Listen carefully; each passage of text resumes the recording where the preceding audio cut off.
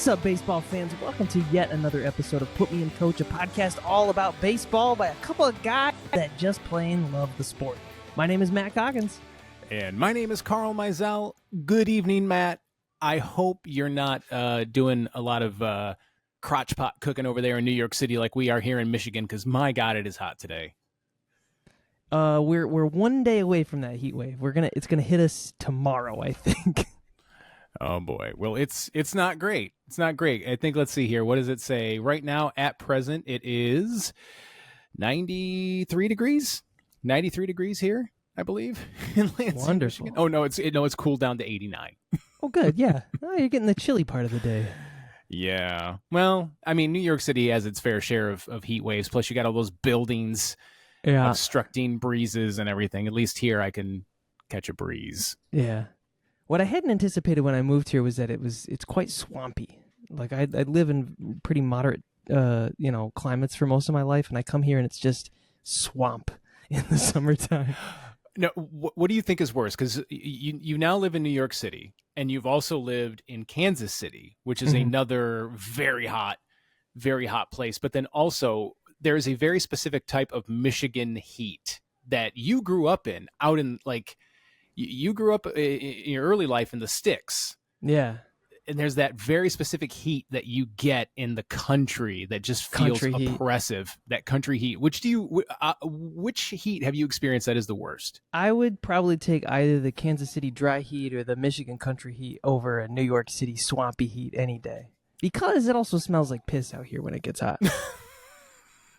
That's always a factor, a mitigating factor. I was at a wedding years ago, an outdoor wedding in August in Millington, and it was the worst heat I've ever experienced in my life, but at no point did it smell like piss. So, and Millington as a town in general smells like cow shit all the time. So it does. But you folks, you didn't tune in to hear about heat and humidity. You tuned in to hear about baseball, which is a sport that is played typically in heat and humidity, but it's but one of many factors and variables. So, I don't know. You want to fuck around and do some news? Let's do some news. I'll start us off with one story that's not in the notes. It's a recent addition to the saga. This week I've gotten a lot of comparisons to Mookie Betts because I got on base a lot during my softball game. I was playing both shortstop and outfield. And like Mookie Betts, I also broke my hand. Oh, no! So wow. we are brothers, Mookie and I, in just that. Not talent-wise, just hand-wise. I'll probably have a shorter timetable because my fracture is a lot smaller. I'm learning about this in real time. You didn't mention it. Now I just wanted to drop that bit on the podcast live. Yeah, when did it happen? How long have I been talking to you with a broken hand? Just oh, yesterday. okay. Yeah. Not that bad then. And I thought it was fine until I would go to bed and I'm in like excruciating pain and getting the chills. And I'm like, something's not right. Wake up and it's like the size of a balloon and all purple. And I'm like, I got to go get an X-ray, I think. That doesn't look like an unbroken hand to me. I should probably go get that looked at. What happened? How did you do that? I'd like to say it was something cool and fun, but no, I fell in the shower. I was taking a bath. And I slipped and fell right on top of my hand with all my body. So, oh no! It was it's the lamest way to break a hand. I was gonna say, I mean, Mookie Betts took a 98-mile-an-hour fastball off the hand. You fell in the shower. You are not the same. Not the same. But I did play shortstop. There you go. So in that you are alike. So another baseball news. I think the top story last week is a nice addition to where we left off on our podcast last week. MLB announced Friday that it had disciplined umpire Pat Hoberg for violating the league's gambling rules. Hoberg is appealing the discipline and has denied betting on baseball. But we might remember from last week, a topic we covered very well was what gets you kicked out or suspended from betting or in baseball, and it's betting on baseball. So I would assume he bet on baseball. Yeah, he is appealing it, but I don't know what's come of that as of yet, if anything. He hasn't umpired a game yet this season. He's been under investigation since spring training, so that I guess would be why. I guess nobody was really suspicious about the absence of Pat Hoberg, even though he's a pretty talented umpire. He calls balls and strikes very well. He called a umpire's perfect game in the World Series, which was a pretty big deal. But was it Cameron Maben that was like, "I'm glad that guy's a real piece of shit. Fuck that guy." And everyone's like, "Oh, okay. I guess there's a story about him we haven't heard." There's always going to be somebody, no matter who you are the arch villain in somebody's life, whether or not it's earned or justified. And apparently Pat Hoberg is Cameron Maben's arch villain. Yeah. Speaking of the opposite of arch villains, Shota Imanaga's locker in the Cubs clubhouse has a new name on it, Mike Imanaga II. And he's been going by Mike Imanaga II for a good week now. It's because that's the name he says when they ask his name at Starbucks, I guess. So it's just Mike. It's easier than Shota. And he added the 2 because it just sounds cool, according to him. Easily my favorite new player in the league this year. Oh, absolutely. He's got such a vibe, such an energy. And I love that in an age where, we talk constantly about flame-throwing pitchers and whatnot. He is a rather slight 5'11", I think 170-pound guy throwing low 90s fastballs, but he's getting it done and having fun in the process. From the moment he had his debut presser, hey, what do you say? The whole Chicago Cubs tradition there. He's a blast. And I don't know. I have a very basic ass name, so I can't imagine wanting to change it from anything other than that. I used to know a guy to a basic ass name like Mike. To a basic, yeah. I knew a guy years ago when I lived in Boston. He was from Cape Verde, and his name was Pompilio, but he introduced himself as Steve, and it pissed me off. I was like, "Your name's Pompilio, man. Go by that." He's, "Oh no, it's too hard, man. I got it first try. Yeah, give people a chance." Nope, Steve. Think about the flip side of a famous Mike that now goes by Giancarlo, like, which is so fun. I would rather be Giancarlo than Mike. Fuck yeah. Exactly. Well, you said that Shota Imanaga is a guy that's getting it done. I tell you a guy that's not getting it done. Former AL MVP Jose Abreu, which I completely forgot that he is a former AL MVP. And Rookie of the Year. He was Rookie of the Year. He was released by the Astros this week with close to $30 million left on his long-term contract. He's been on a downturn since he joined Houston, posting a career worst 124, 167, 195 in 35 games this season. Last year, he also had a slow start, not as slow, and he picked it up near the end of the season, but this year it just seems like there's no hope for him. They've barely played him.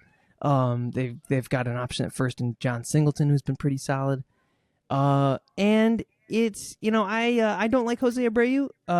He started a brawl on the last day of the 2021 season where famously wild pitcher Alex Lang threw him up inside and clipped his stupid fucking beard, and he got mad. So then on the next play he did a hard slide into Nico Goodrum and nearly took his fucking legs off, and then tried to start a fight with Nico there on second base, and then the bench is cleared. And again, it is the last game of the season between the 2021 White Sox, who were good, and the 2021 Tigers, who were not.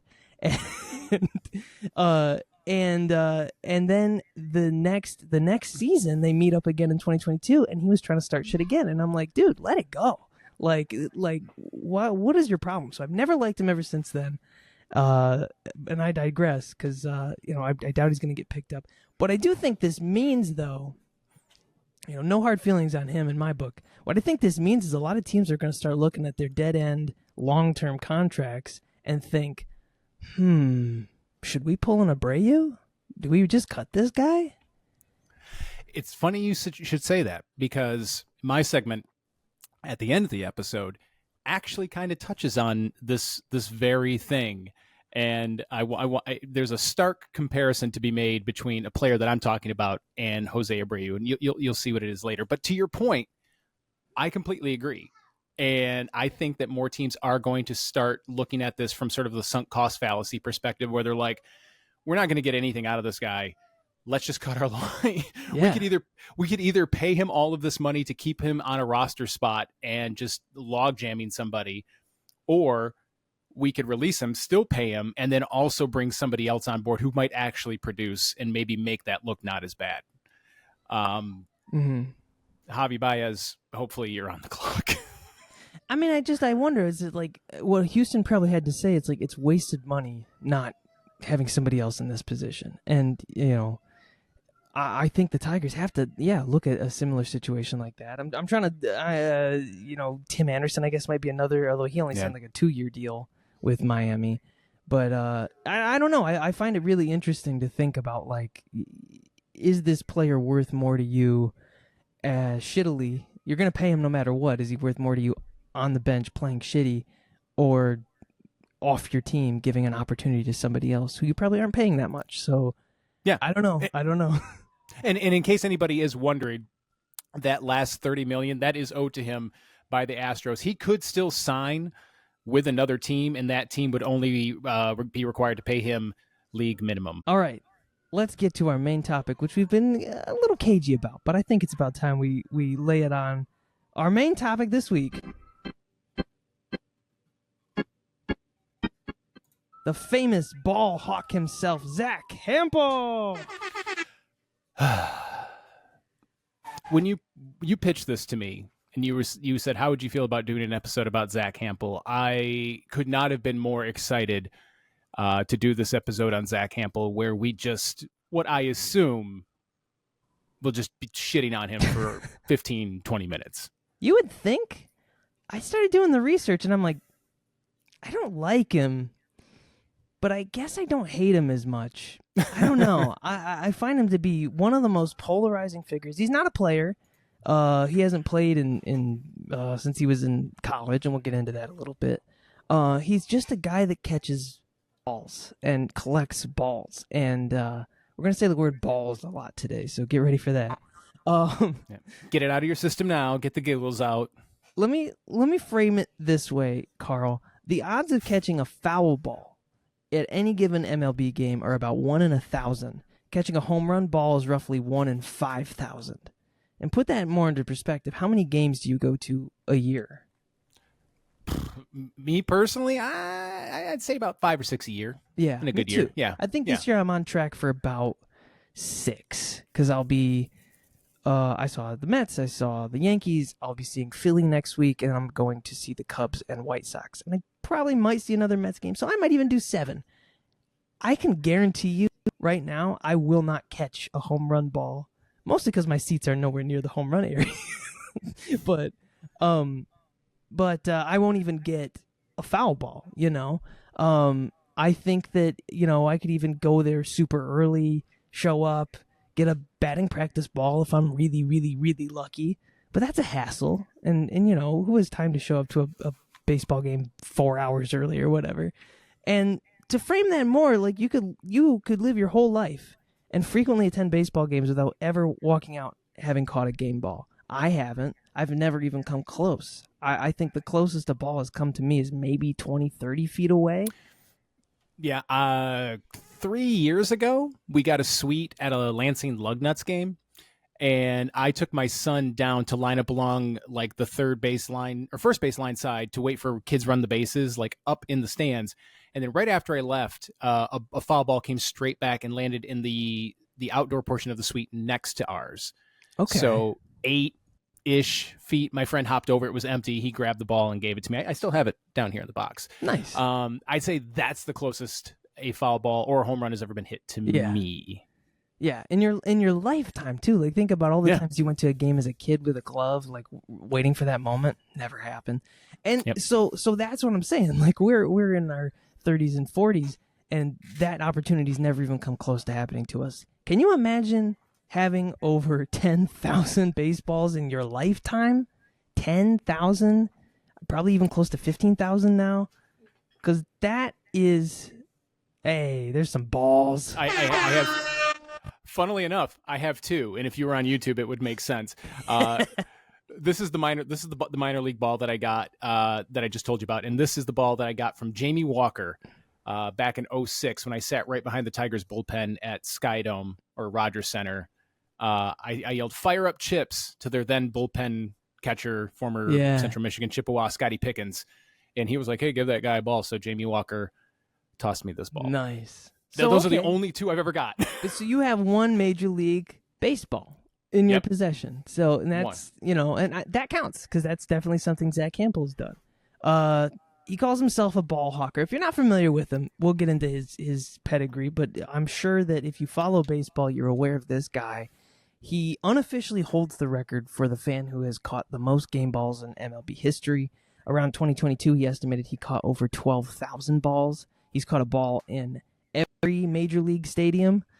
His highlights include Mike Trout's first career home run, A-Rod's 3,000th hit. He's got a lot of first career home runs, and that's his deal. It's all he does. That's it. The reason for his controversy is that he tends to get a little aggressive in the pursuit of these balls, especially home run balls. He's been spotted sprinting across entire sections. He'll shove adults and children alike. Generally just does way too fucking much to get a game ball.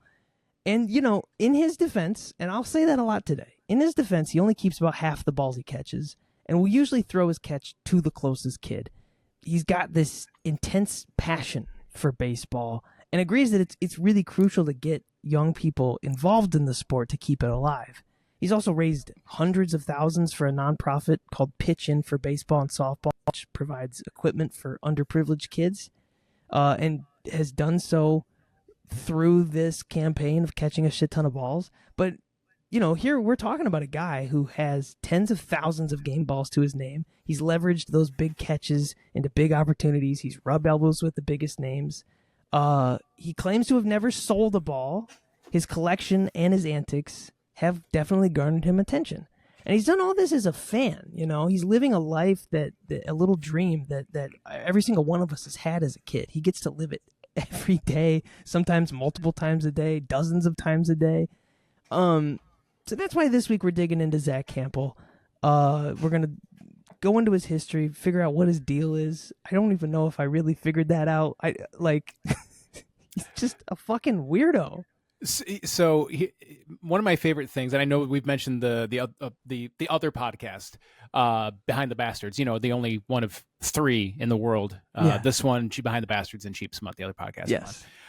This feels like our stab at a Behind the Bastards episode. And one of my favorite things about those episodes is that they start at the beginning of the person's life, and it's fun to see how long you go before you start to see them become a bastard. So far, you actually you've got me leaning a little towards not a bastard already. Yeah. So I'm curious. So let's go. Let's see if we can determine whether or not he is truly a baseball bastard. Baseball bastard. I like that. Let's dig in. Zack is a New York City native. He is the son of author Stu Hample and Naomi Hample, who is the part owner of New York's oldest bookstore, Argosy Bookstore. I've actually been to this bookstore. It's fucking huge. It's old. It actually holds a lot of historical documents and stuff like that. It's like a bookstore museum, and it is truly old, and it's a family business. Naomi Hample, nay Naomi Cohen, of the original so-and-so Cohen that owned this bookstore in 1835 or whatever. Wow. Impressive. Yeah. Comes from a certain degree of first-class luxury, Mr. Hample. Initially, he dreamed of being a professional baseball player and played Division III ball for Guilford College. And you can kind of tell by the way he can make some of these catches, you definitely played. He's got that talent, Yeah. He caught his first game ball at the age of 12, and the feeling left him feeling unsatisfied. That's what it said. His origin story is basically he caught one and was like, I need to catch more. That's it. 12 years old, he decided that his lifelong passion will be just getting more baseballs. If I caught one, I would be like, I know. Thank you, Lord. I will never ask for anything again. One. He caught one, and he's like, more. I need more. Yeah. See, now we're skewing back towards the bastard side. Rich kid syndrome, man.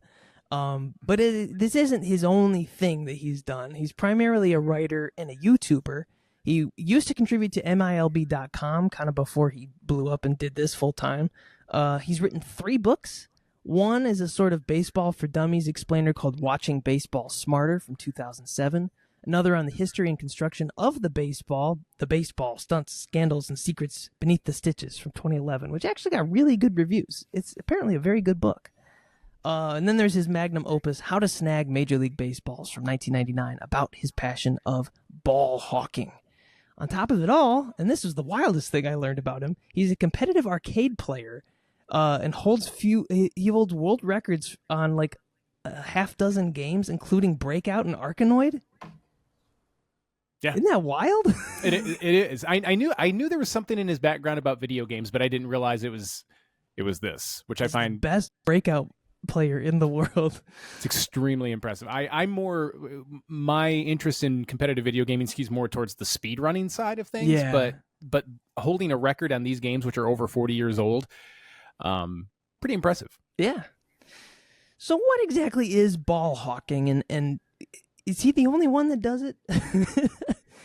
It's the art of going to as many games as possible in order to acquire as many balls as possible. You might see a big flaw in that. How the fuck can you afford that as a normal person? Like, to go to any game is a cost, and these guys do it just willy-nilly, nonstop. Mm-hmm. Most ball hawks will position themselves in the home run territory, scouting players to know where the ball might land, and then they'll fight tooth and nail to get to that ball first.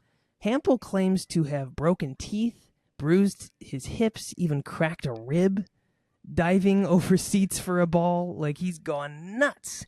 It's a hobby that requires a complete lack of shame, if that wasn't obvious, some deep outfield skills, a little luck, a lot of financial stability.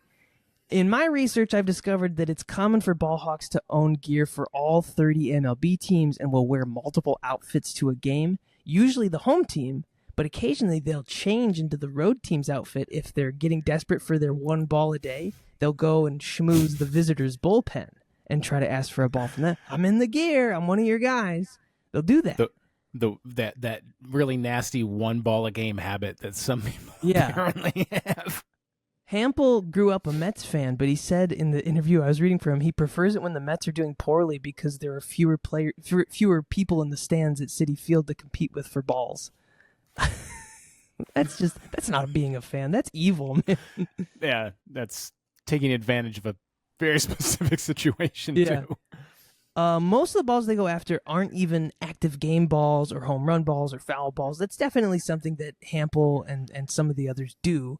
But typically the Hawks will be the first in the gate and front and center during batting practice, where there's less competition, more opportunity. You know, some players, it's almost guaranteed that they're just going to batting practice, hit balls into the stands, you know. And this is probably the least problematic element of this hobby. It's even, I've seen videos of this. It's a fun pastime if you live around Wrigleyville, or you just, live around Chicago. You can just go outside of Wrigley Field and just wait during batting practice, and there's usually a couple balls that come bouncing into the streets. You don't really get that luxury in a lot of other stadiums. No. And since there's no real record keeping in this hobby, they like to set their own goals. Hample simply just put his dreams at 10,000, and he's surpassed that like 5-6 years ago. There's one blog I was reading about a guy named Doug Hakey who grabbed balls from 3 different stadiums on the same day. Impressive enough because he was coming from Amherst, Virginia, but he pulled it off by grabbing balls from Pittsburgh, Baltimore, and D.C. It helps that they don't usually stay for the whole game. They'll get their ball, they'll run. And it's like, I can't even imagine just like buying a ticket for a game, not even giving a shit about the game. I gotta get my ball, and then I'm gone. Yeah, that's essentially what you're paying for, the access to a ball at that point. Which, if that's what you're doing, get the cheapest ticket you can, get there for batting practice, get one, and fuck off out of there. And then don't bother people during the game. Exactly. Hell, they sell them in the gift shop now. You can get game-used balls for like $20. Yeah. They're usually like, foul balls that got bounced into the dugout, but... But still, and you know what? Those fan shops, they're open before the game. They have street access. You don't even have to buy a ticket to the game. Just go in there, get one of those. Hey, I didn't even have to trample a small child to get this. You pay extra for that experience. The Hample trample. So far, so not so bad, right? Like this is a pretty pretty chill hobby for a guy to have. You just on the pursuit of baseballs. That's not so bad. Let's dig into some of these controversies that he stirred up. The New York Post once referred to Hample as baseball's most hated fan, and that's quite an honor coming from the New York Post. But this came about because Clayton Kershaw once refused to toss him a game ball in 2017. There was kind of a tit for tat between the two of them, and Kershaw recognized Hample. He said, "No, I'm not going to throw you a ball because, quote, you have 7,000 of them." He actually probably had closer to 10,000 at that time. Now, Zach may be a weirdo, and maybe his motivations are more earnest than fans give him credit for, but it's not without these stains on his record. 2016, this is probably his biggest bastard moment. He managed to buy his way into the very first game played on a military base in Fort Bragg, North Carolina, now known as Fort Liberty. The game was closed to active military personnel and their families, adding insult to Hample's very public $1,000 offer for a ticket and the 11 balls that he caught during the affair. He, I guess, went on Tinder and Hinge and was trying to find people to be like, "Hey, I'm not looking for a date. I'm looking for a ticket to Fort Bragg to get into this thing." I don't know. He does not say how he got the ticket. He doesn't say that, but it would have had to have been an active duty military member, and he just shouldn't have been there. He would later apologize, gave away 10 of the balls he caught, and donated $1,100, $100 for every ball he caught, to AmVets charity. He shouldn't have been there in the first place, and his apology was basically like, "Well, I know I shouldn't have been there, but I really wanted to be, so..." Yeah. No. And look, I'm only speaking from personal experience, but one thing I can tell you is that when the military closes off an activity to just the they do, for all of the many problems that are inherent to the United States military, the one thing they do take very seriously is family and taking care of the families, especially on post. So when they do stuff like this, and then this fucking civilian weasel finds a way in, that is, how did he even get on post? That's the thing that blows my mind. How did he even get in there? He would have to pass security clearance, right? But not security clearance so much, but I don't know what they do down there, but in my experiences, if you don't have a military ID, you don't get on post. And I'm sure this is an entirely different situation, but this is the most egregious thing so far to me. Yeah. Well, as far back as 2010, Hample has been seen shoving and bumping children out of the way in the pursuit of balls, like I mentioned earlier. And this isn't even a secret about him. He's not even apologetic about it. He will fully push a kid out of the way to grab a ball. And he excuses this behavior because he's like, "Well, I usually give the kid the ball after I've caught it. It's just the action of catching the ball, I guess, is his thing." But, and he almost does it immediately too. He'll catch the ball after pushing the kid out of the way, and he'll go, "Here, you can have it." And it's like, just let the kid catch the ball then. What the fuck's your problem? He's actually wrestled balls away from kids. Kids, land on the floor, and he'll get in the tussle and make sure he's the one that comes out with it. But then he'll give it back to him after he bloodies them. Yeah. "I got it. Here you go." He's also scooped up balls kids have dropped. I read something from an usher who said that he was, or somebody on the field, they threw a ball to a kid. A kid was like, "I want a ball." Usher had the ball. He threw it to the kid. Hample came in. And the kid had dropped the ball, and it rolled down the aisle. So Hample came in, grabbed it, and the usher goes, "Hey, sir, excuse me, that was for that kid." And he goes, "No, it's not. It's mine now. He dropped it. It's my ball now," and walks away. So he didn't give that kid that ball. Just more shitty behavior. And I think that kind of gets to the heart of why this is so evil. It's like, this is a kid's activity, getting the balls, and you're not allowing these kids to have these balls. That's dark, man. And on the other flip side of it, he's just openly antagonistic to stadium staff and fellow people in the stands. 2 seasons ago, he was found in a restricted area of Coors Field and fought with an usher that had him removed. He put this all on his YouTube page as if the usher was the asshole. When the usher was like, "Sir, you can't be here. Go away." And he goes, "I'm just trying to catch a ball. I'm just trying to catch a home run ball. Why don't people catch home run balls?" well, this is bad for the sport. And the usher's just like, this isn't, you don't have a ticket for this area. Go away. Yeah, he thought he was the good guy in that argument. He was kicked out of Nationals Park in 2012, I think because they thought he was selling balls. Either way, he caught his record for a game was something like 12 or 13 balls, which he caught in that day. And as he was showing them off to people, they were like, get the fuck out of here. Are you selling these? Go away. He's also been seen berating fellow fans for getting in his way, or stadium staff who bar him from entering sections he doesn't have a ticket for. You know, the lack of shame is pretty strong with the guy. I saw one video where there was a home run ball hit his way, I think in a playoff game. And there was another guy that was front row of right field, right? And another guy went for it at the same time he did, and that guy kind of dropped it and it went out onto the field. And Hample just starts unloading on the guy, screaming at him for literally doing the same exact thing that he was trying to do, catch a ball. Again, no shame. My favorite part about all this is that the players don't even like him. And he pissed off Marcus Stroman, who, you know, to be fair, pretty easy guy to piss off and a very vocal guy on Twitter. But, you know, this is what Marcus Stroman had to say about Zack Hample on Twitter. It's truly comical how much of a loser you are. Grown-ass man taking baseballs away from the youth and making videos complaining about security doing their jobs. You're the definition of a clown. LOL. Thank you, Marcus Stroman. Well, that answers my question, or actually that answers the question you left in the show notes, which was, is Zack Hample so bad? I predicted yes. Yeah? And I'm going to say yeah, because he, like, are you familiar with the very funny comedian Kyle Kinane? Oh, yes. Okay.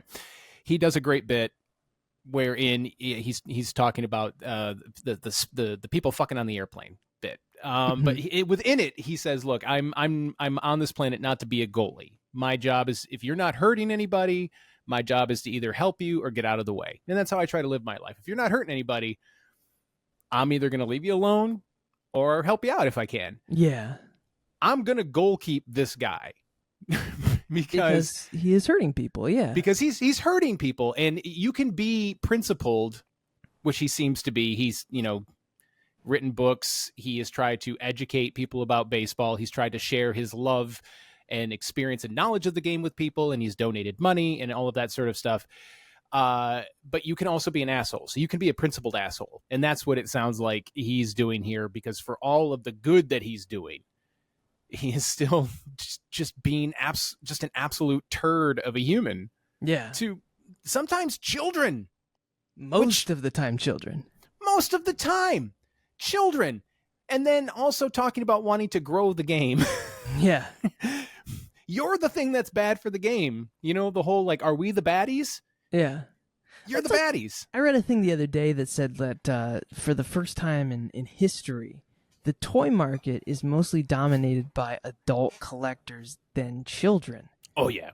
And, I mean, it plays into this, too. This sort of eternal youth that the current generation of adults is so obsessed with, where you're just constantly living in this world where you're the kid playing the game.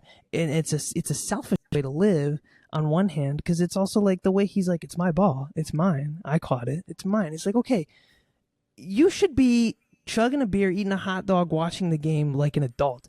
Catching the balls and living that life is for the kids.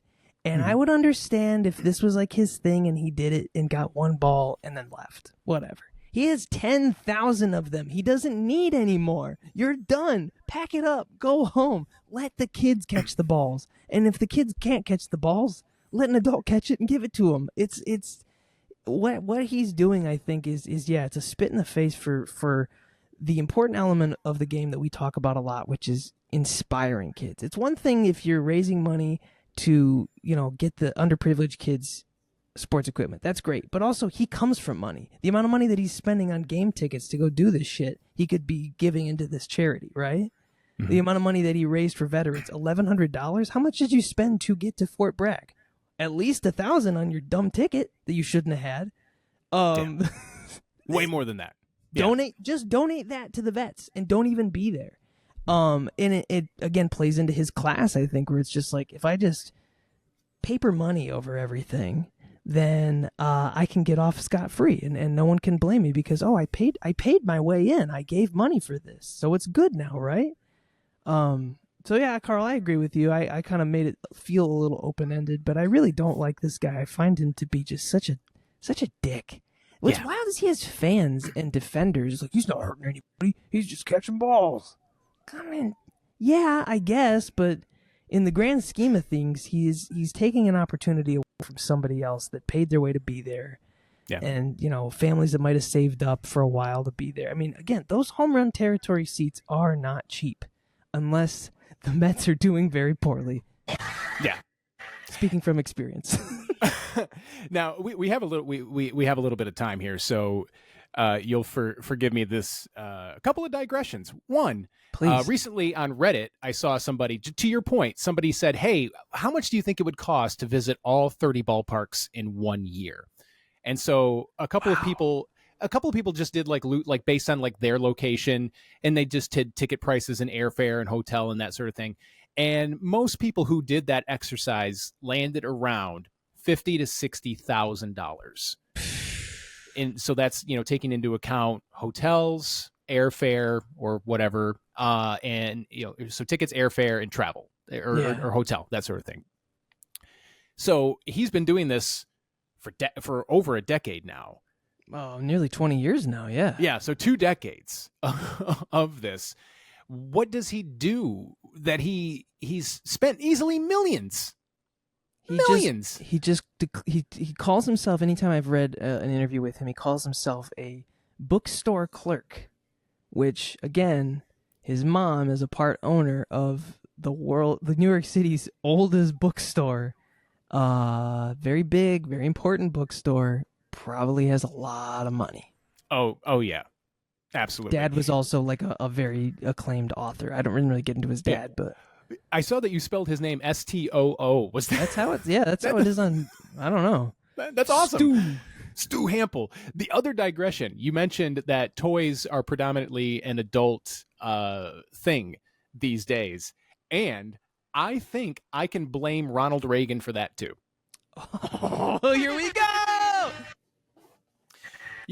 You can blame Ronald Reagan for a lot of shit, but I think specifically you can blame Ronald Reagan for this, because back in the 80s when he was president, and I don't remember the machinations or the mechanics of all this, but basically he deregulated a lot of things, including advertising, specifically direct advertisements to children, which is why so many people my age grow up with such fond memories of Saturday morning cartoons, which were basically just 22-minute long advertisements for toys. Mm-hmm. And that was the first time that was ever a possibility.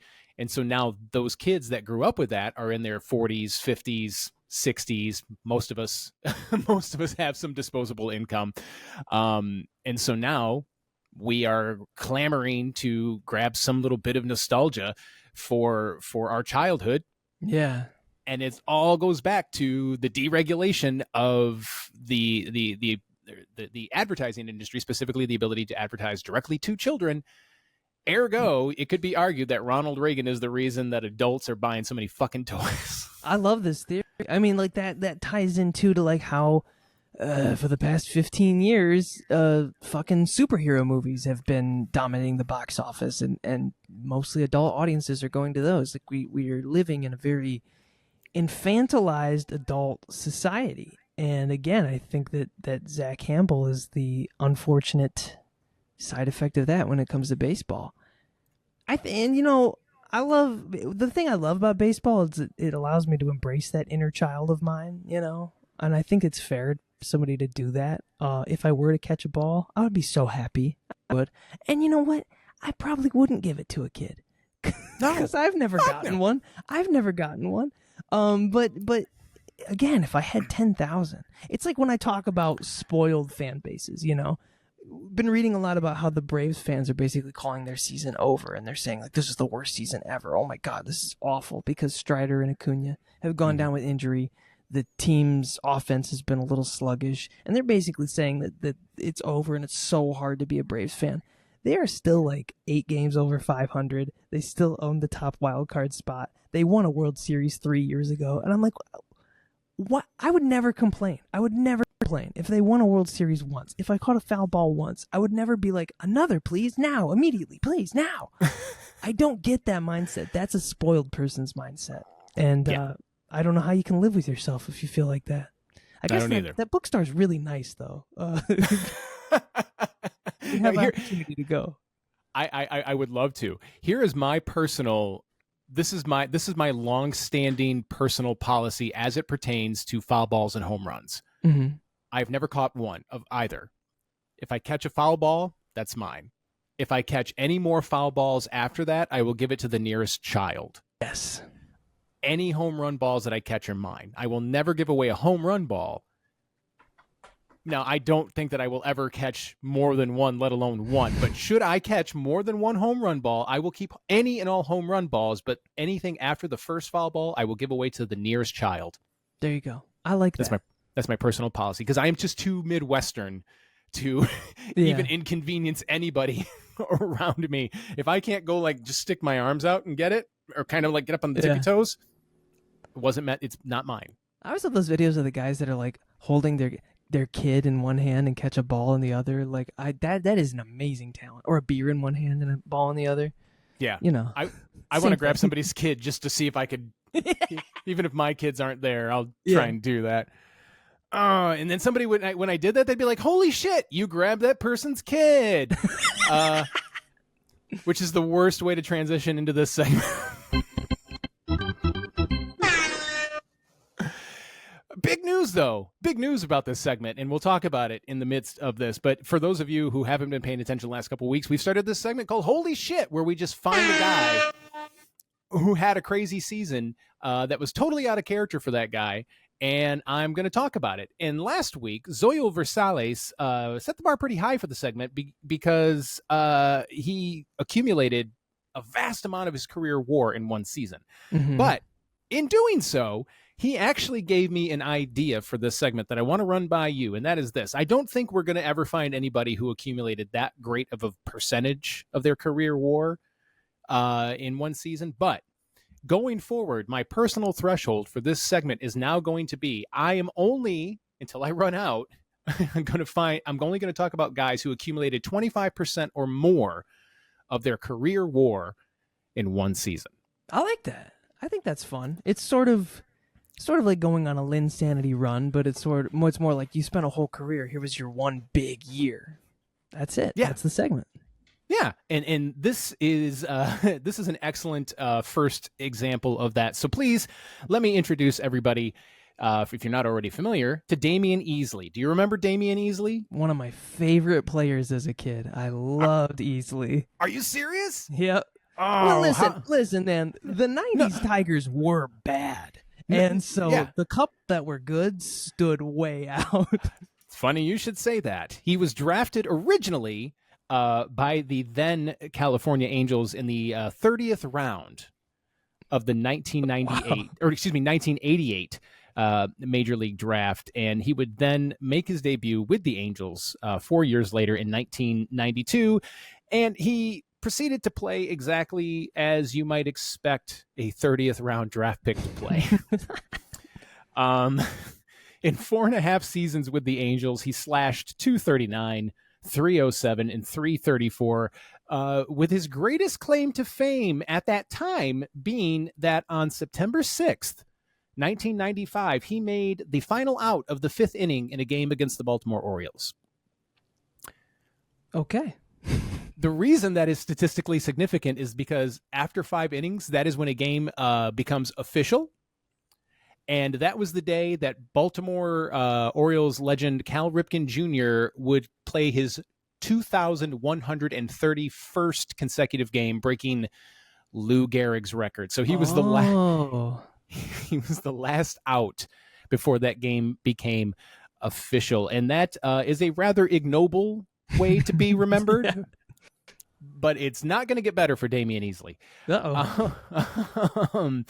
All of the preceding information that I just gave you should make this next bit pretty funny.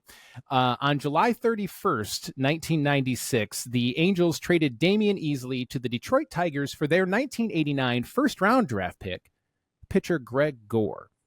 I'm old, and I don't remember Greg Gore. Who could forget the infamous 1989 first-round pick, Greg Gore? Again, these Tigers were terrible. Yeah, they were terrible. There actually was a worse pick. Actually, the first overall pick of that draft that year was Ben McDonald, who for a long time ended up being like one of the legendary 1-1 busts. So Greg Gore got off pretty light there. So, but again, this trade was straight up former first-round pick Greg Gore for 30th round pick Damian Easley. Greg Gore would go on to record the highest home runs per 9 innings of any pitcher with at least 110 innings pitched in Major League history that season. Whoa. And then would be done in baseball by the end of the season. Damian Easley, on the other hand, would go on to play 12 more seasons. But the season that we're going to zero in on today is his 1998 season. After becoming just the 4th Tiger in history to have a 2020 season in 1997, Easley would have arguably his best season in 1998. Now, I understand any mention of someone having a breakout year in 1998 should be met with a fair level of skepticism. Right. But I assure you that steroids and Damian Easley are in no danger of being associated with one another. In that breakout year, that great year, he slashed 271, 332, 478 with 27 homers, 100 RBI, and an OPS plus of 108, which is a perfectly not steroid-induced sounding number, right?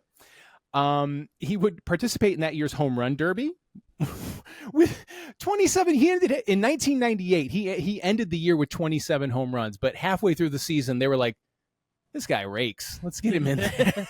It's like, remember when they sent Inge to the home run derby and he hit like 0 in the derby itself? Yeah, and for a long time, that was if I was ever having a bad day, I would just think about that. It'd make me feel better because I hated Brandon Inge. Oh, I did. It's I don't hate him anymore. Okay, but for a long time, there was a wide section of Tigers fans that just thought he was the greatest. And I was like, he's not that fucking good. But anyway. So they were like, yeah, McGuire, Sosa, Easley, the great home run hitters. Did he win?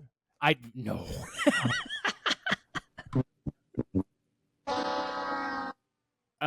And he would also win a Silver Slugger Award, and he would lead the league in virtually every defensive category at second base. But because Roberto Alomar was still around, he did not win the popularity contest that was the Gold Glove Award that year.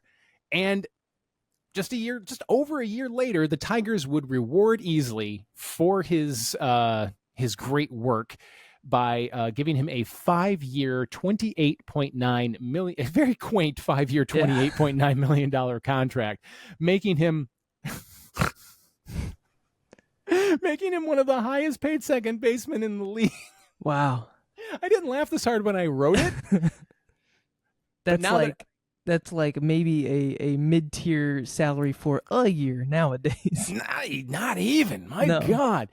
Unfortunately, Biden. Unfortunately, his production declined rather precipitously, and during spring training in 2003, then Tigers manager Alan Trammell announced that his starting second baseman would be Ramon Santiago. The Tigers would later that year end up releasing him with $14.3 million still owed to him, which at the time was a record for money owed to a player that had been released. Now, this is what I was talking about when we were talking about Jose Abreu earlier. Yeah, he got Abreu'ed.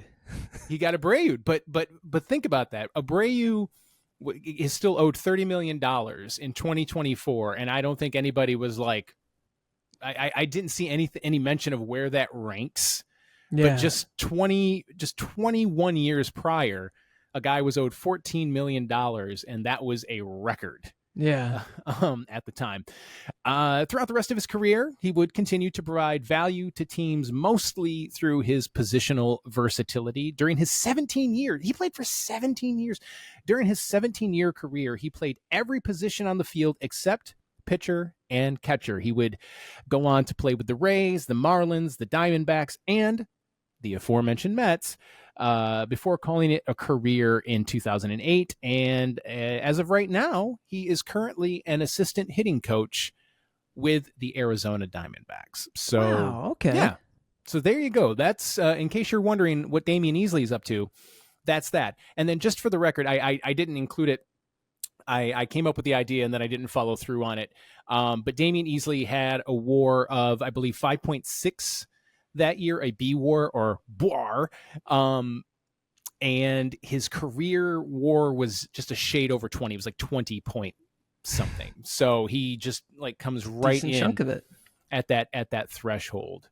So yeah, Damian Easley, another guy who racked up a quarter of his career WAR. Yeah. In one rather impressive season. And I think we're going to see my guess is that we're going to see a lot of shortstops, a lot of second basemen, right, a lot of center fielders, because of the positional adjustment for defense for those positions. Those are the more highly valued positional. You might see some catchers in there too. Makes sense. But they get weighted more heavily on the defensive side of things. So I'm going to try and keep my eyes peeled for like a first baseman, or something like that. But yeah, Damian Easley. What I find most interesting about him being cut in 2003 is that is one of the worst seasons a baseball team has ever played in history. So I would imagine he had to have been just absolute dog shit to get cut with, however much money left on his contract. Mid-season, when that team was doing so badly, like, is it one of those things like he is definitely not helping? And because it's like, you just ride the wave, let him play. Oh yeah. To that point, I remember seeing it. Let's see here, in 2003 with Detroit. I'm trying to find it specifically. He was hitting under 200 at that point. Now he was usurped at second base by Ramon Santiago in spring training, so he was already struggling. Just kind of riding the bench anyway. But I think just throughout his limited at-bats in 2003 with the Tigers, I believe it was like he was hitting like 186. He wasn't even sniffing the Mendoza line at that point. So yeah, imagine you're already playing for one of the worst teams of all time, and then they cut you with what was at the time the greatest amount of money ever owed to a player that had been cut. I guess I would just cut my losses and say, I guess, get me out of this shithole. I don't know. He wasn't the only problem on that team. Hardly. And that, my friends, has been another chapter of Holy Shit Season. Thank you, Carl. That was awesome. I love this trend. I'd love to keep exploring these guys that just went off, then proceeded to go back to mediocrity for the rest of their career. It's fascinating. I kicked it around. I for just a brief minute, I thought about breaking the already. I mean, it's so early we could do pretty much anything, but I almost thought about just talking about Chris Shelton's 06 April. Yeah. Just one little month of the most miraculous baseball you've ever seen. Yeah, that's a Linsanity right there. But we'll save that for another time. Next week, you're going to be out of town, and I'm going to have a guest host talk a little bit about the history of the baseball stadium. Not any particular baseball stadium, but the stadium itself. Why do we have these behemoths that can house 40,000 people to watch a little game where the bases are 90 feet between each other? Well, I look forward to hearing that because I will be traveling back next Wednesday. So I will be in transit and have nothing but time on my hands to listen to that episode. Perfect. And then I'm going to Philadelphia to watch the Phillies play the Marlins. It should be fun. Check off another park on my list, the Bank. Get their famous ice cream, see their famous slutty little players, and maybe like Zack Hample, I will track a Bryce Harper home run. And maybe in the process you'll kick a well, no, you got a broken hand right now. You're down a wing. Yeah, I can't fight any kids in Philly. Somebody's gonna catch a ball and give it to you. Here you go, buddy. There you go. All right, folks. Thank you so much for listening. Join us next week. And until then, this has been Put Me in Coach. Put Me in Coach is an Arctic Sounds original podcast hosted by Matt Coggins and Carl Mizell. Theme music is by Quack Quack Seatback. Edited and produced by Matt Coggins. Check out the footnotes of this episode to see links to all the great highlights, articles, and sources we mentioned on the podcast today, as well as the full theme song and ways to get in touch with us. For more, find us on Twitter and Instagram at PutMeInPod or at our website, putmeincoachpod.com.